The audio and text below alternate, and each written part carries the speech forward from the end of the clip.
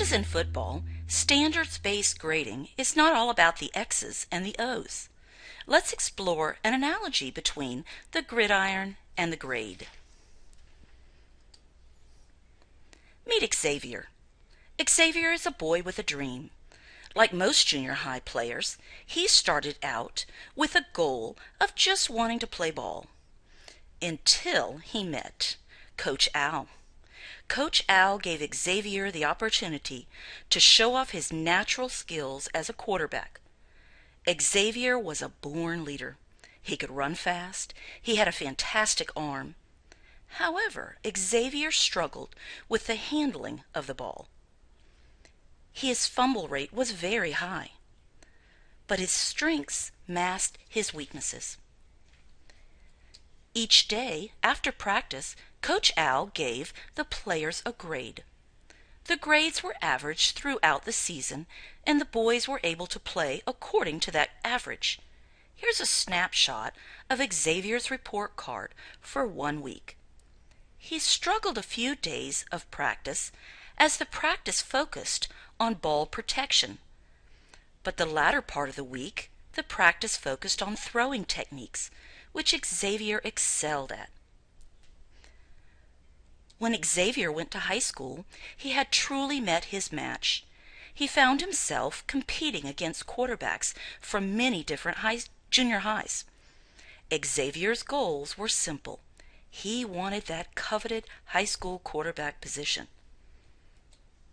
Meet Coach Stan. Just like Coach Al, he was a hard-working, tough coach that expected the best from his players and usually got it. Xavier worked hard for Coach Stan. Coach Stan also gave his players a report card. Coach Stan's report card focused on the standards or skills that each of his players had mastered or are progressing toward.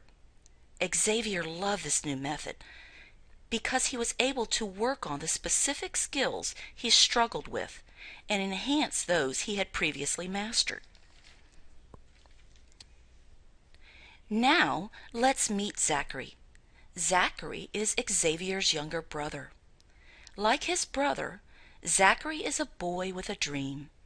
His dream, however, is not football, but writing. He loves to write stories and illustrate them. He has kept a journal from a very early age. Also, like his brother, Zachary had teachers that gave him many opportunities to show off his natural abilities. Every 9 weeks, Zachary would score high marks on his report card for language arts. But it was only when his report cards became standards-based that he and his parents were able to begin to see specific areas he needed to focus on. And finally, just like his brother, the more specific the report, the easier the skills could be identified and moved toward mastery. So thank you, Xavier and Zachary, for helping to show the link between the gridiron and the grades. And thank you, parents, educators, and students, for your constant support and encouragement during this movement to standards-based report cards. And remember, it's not all about the X's and the O's.